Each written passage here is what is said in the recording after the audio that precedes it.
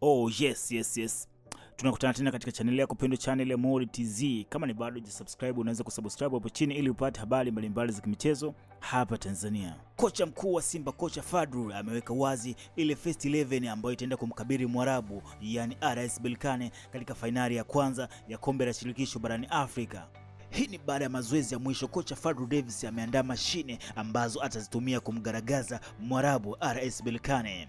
Kocha Fadlu ameenda kuanza na mfumo wa 4-2-3-1, yani mfumo ambao uko vizuri katika kuzuia na mfumo ambao ni mzuri katika kushambulia. Golini kocha Fadlu ameanza na Pimpin Kamara, yani Kamara ni golikipa mzuri sana msimu huu, ameonyesha uwezo mkubwa sana katika milingoti ya wekundu wa Msimbazi. Namba 2 kocha ameendelea kumwamini Shomari Kapombe, show me the way you are, Baba Esther, mzee wa kumwaga majaro kabisa.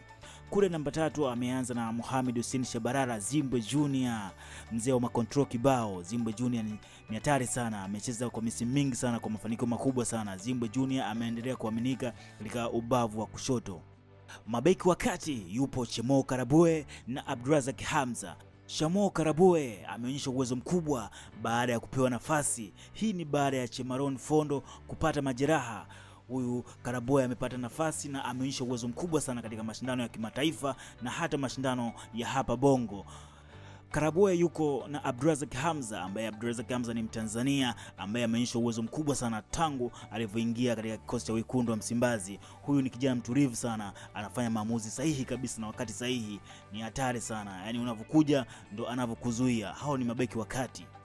Viungo wawili, yani viungo wa kabaji, kocha Fadlu ameendelea kumwamini Fabrice Ngoma. Huyu ni mzoefu kabisa katika mashindano ya kombe la shirikisho barani Afrika na ashawahi kucheza fainali na wakachukua ubingwa. Kiungo mwingine ni Kagoma. Huyu ni Mtanzania mkata umeme, hatari sana Kagoma.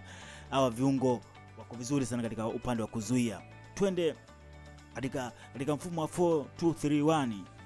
Katika hawa viungo washambuliaji watatu, kocha Fadlu ameanza na Kibu upande wa kulia. Kibu yuko upande wa kulia, katikati yuko Jean Charles Ahoua, upande wa kushoto yupo Elia Mpanzu. Ni hatari sana. Yani ameanza na Kibu, anakuja katikati hapa Jean Charles Ahoua, upande wa kushoto yupo Elia Mpanzu. Mariziaji pale kocha amekuja kitofauti sana. Wengi walitegemea ataanza Mkwara, lakini kocha amemwamini Ateba ataenda kumaliza pale. Na Ateba leo ameenda kumaliza sababu Ateba ana nguvu. Kwa hiyo akikaa pale mabeki watapata usumbufu sana. Ateba anajua kukaa kuwasumbua mabeki sana. Kwa hiyo Ateba pale leo mechi ya ugenini atawasumbua sana mabeki wa RS Berkane. Itakuwa hatari sana. Huku Mpanzu, huku Kibu, hapa nyuma yupo Jean Charles Ahoua anamaliza Ateba mbele pale. Hapa ni Mwarabu atapumulia mipira leo.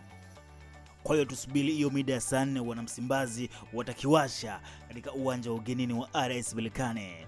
Ndugu mtazamaji, hicho ndio kikosi cha wekundu wa Msimbazi ambacho kitaanza fainali ya mkondo wa kwanza ya kombe la shirikisho barani Afrika. Tusubiri bwana, kocha Fadlu ameingiaje na tusubiri matokeo yake.